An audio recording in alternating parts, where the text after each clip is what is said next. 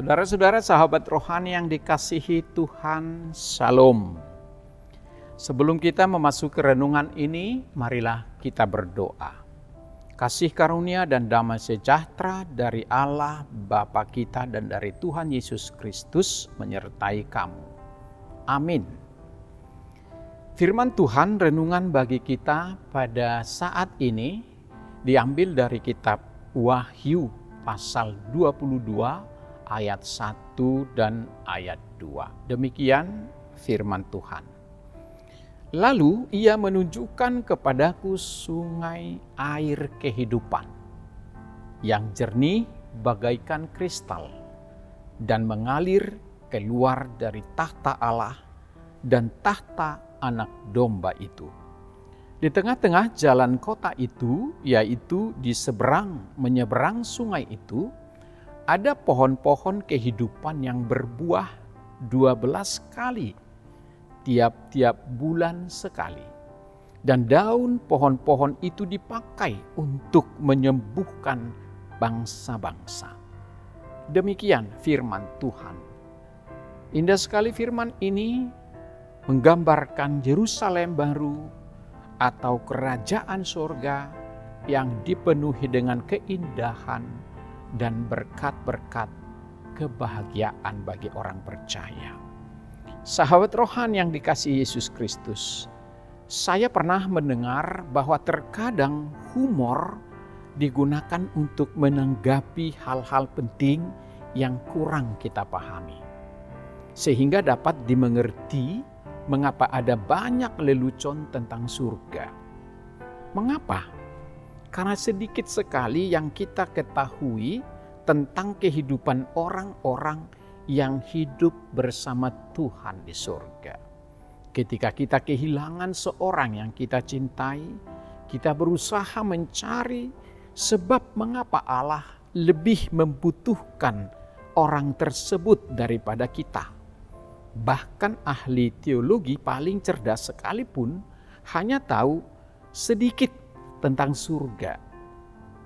Tuhan Yesus juga tidak memberikan gambaran yang terperinci tentang surga itu sendiri dan kehidupan setelah kematian. Tetapi Dia berjanji pada para pengikutnya bahwa kita akan tinggal di rumah kekal bersama Dia di surga. Dia mengatakannya, apabila aku telah pergi ke situ dan telah menyediakan tempat bagimu, aku akan datang kembali dan membawa kamu ke tempatku, supaya di mana aku berada, kamu pun berada. Yohanes 14 ayat 3. Apa kita percaya akan ada kehidupan di surga setelah kematian? Dari janji Tuhan Yesus ini pasti bukan hanya angan-angan, tapi surga dan neraka itu adalah benar-benar ada dan bukanlah sebuah lelucon atau humor. Sahabat rohani yang dikasihi Tuhan, meskipun kita tidak mengerti sepenuhnya tentang surga, tetapi kita meyakini surga itu ada. Kita percaya seperti janji juru selamat. Dengan iman pada integritas dan kuasa Allah yang telah berfirman, kita menerima apa yang tidak dapat kita pahami dengan iman. Karena kita hidup dengan pengharapan dan jaminan atas semua yang Tuhan telah persiapkan bagi kita.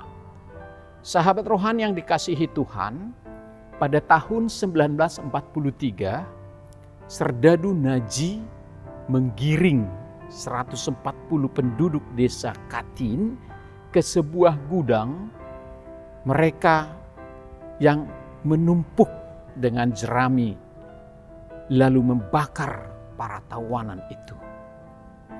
Peristiwa itu menewaskan semua tawanan. Setelah perang berakhir, Katin yang terletak di wilayah bekas Uni Soviet dijadikan menjadi pusat peringatan peristiwa serupa yang menimpa 600 desa di seluruh Belarusia. Katin adalah sebuah tempat yang mengenaskan untuk dikunjungi.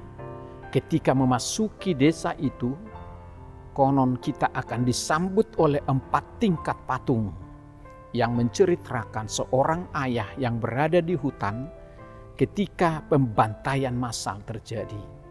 Ia menggendong tubuh anak laki-lakinya yang hangus terbakar.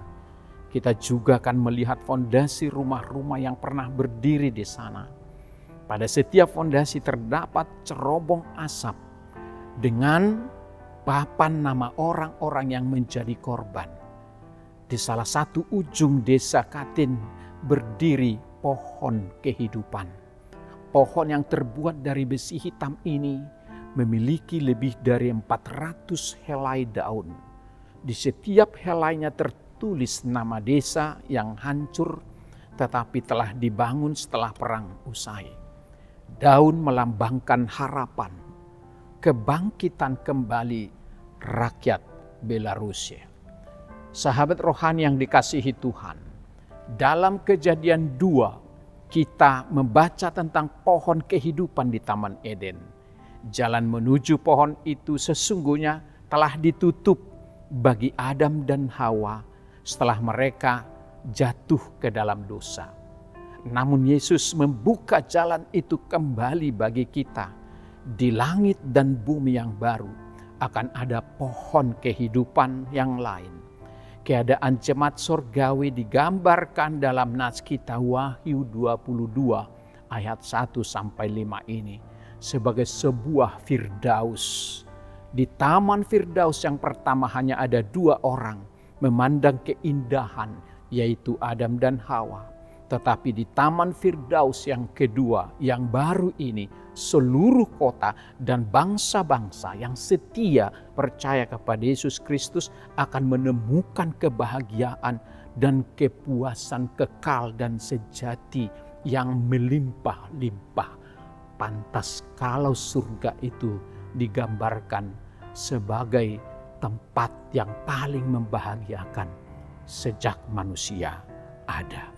Sahabat rohani yang baik hati, melalui renungan ini Yohanes memberikan kita gambaran tentang upah orang yang bersakit-sakit, berjuang, bergumul di dunia ini oleh imannya kepada Tuhan.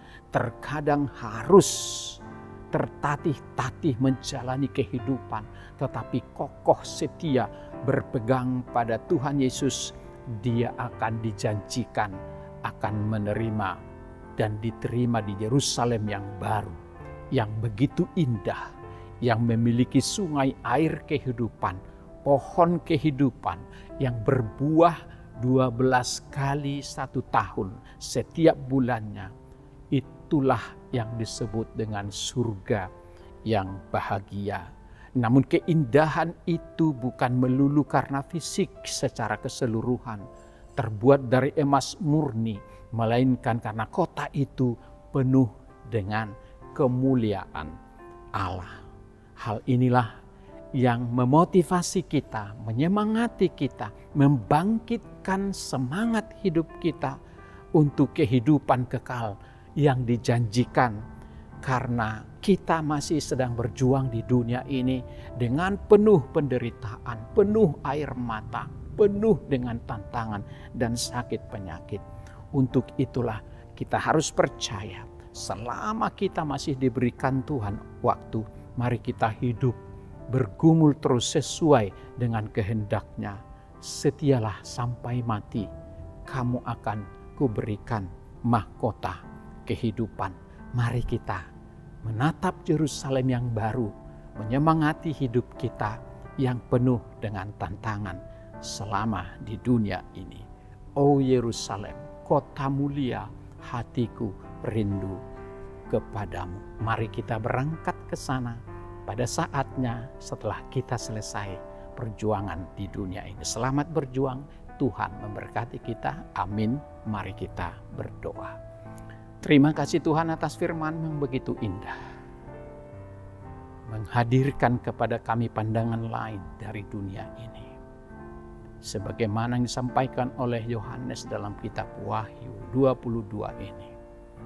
Dia telah menerima penglihatan tentang surga oleh Tuhan yang begitu indah, begitu damai, begitu penuh dengan sukacita bagi orang-orang yang sudah sampai di sana. Kami pun rindu untuk ke sana. Ajar kami untuk senantiasa setia. Kuatkan untuk kami boleh bertahan dalam kondisi yang kami hadapi di dunia ini. Apapun yang terjadi, kami harus berpegang kepada Tuhan. Dan oleh Tuhan akan masukkan kami ke surga-Mu yang abadi. Terima kasih Bapa. Bantu kami, tolong kami melalui pimpinan Roh Kudus untuk berjuang, mempertahankan iman kami supaya iblis tidak merampasnya dari kami, dari anak-anak kami, dari keluarga kami, dari kehidupan kami. Apapun yang ada di dunia ini, sifatnya hanyalah sementara. Kami akan tinggalkan ketika Tuhan akan memanggil kami dan akan masuk ke dalam kehidupan kekal di surga. Terima kasih Tuhan atas janji-Mu. Ke dalam tangan-Mu kami serahkan hidup kami. Berkati kami dan anak-anak kami. Ampuni segala dosa kami dan layakan kami hidup sesuai dengan kehendak-Mu. Dalam nama Yesus Kristus kami berdoa. Amin.